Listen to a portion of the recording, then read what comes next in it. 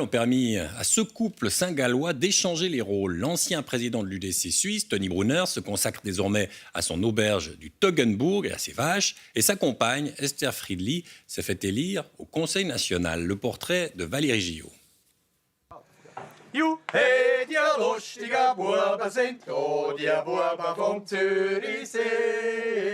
Les apparences sont parfois trompeuses, car ici, la star désormais, c'est bien elle.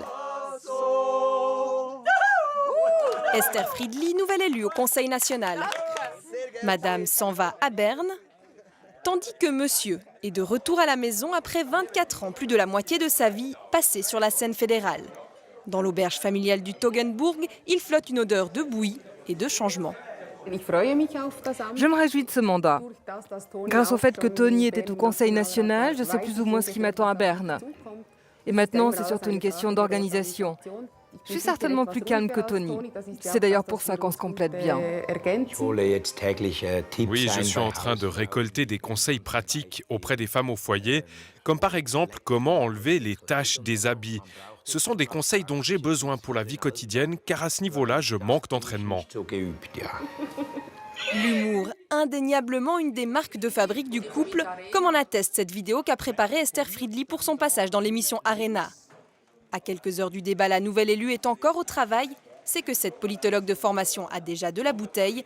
Ex-collaboratrice de Ruth Metzler, chef de campagne de Roger Coppel en 2015 et candidate au Conseil d'État saint-gallois l'année suivante, ce n'est pas un débat sur l'égalité qui lui fait peur. Pour moi, il n'y a pas de politique spécifique pour les femmes. On doit faire une politique pour les gens, pour les citoyennes et les citoyens. Tout le monde a besoin de bonnes décisions, femmes et hommes. Et ça ne fonctionne que si les deux côtés peuvent en profiter. Tony Brunner a juré qu'il ne ferait pas d'ombre à sa compagne, mais on le surprend, pendu au téléphone avec un collègue de parti, ancien conseiller national. Vous êtes encore en politique? Moi, non, pensez-vous. C'était l'association régionale des Amis de la race d'airain. Retour dans sa ferme, celui qui fut l'un des prodiges de la politique suisse a beau affirmer le contraire, la défaite de son parti le démange. On doit pouvoir lâcher prise. Bien sûr que je compatis, bien sûr que le résultat est mauvais, bien sûr que je suis mécontent. Mais maintenant, ce sont d'autres personnes qui en portent la responsabilité. Moi, je dois m'occuper de Tigris. Tony Brunner et Esther Friedli, une histoire qui dure depuis 25 ans.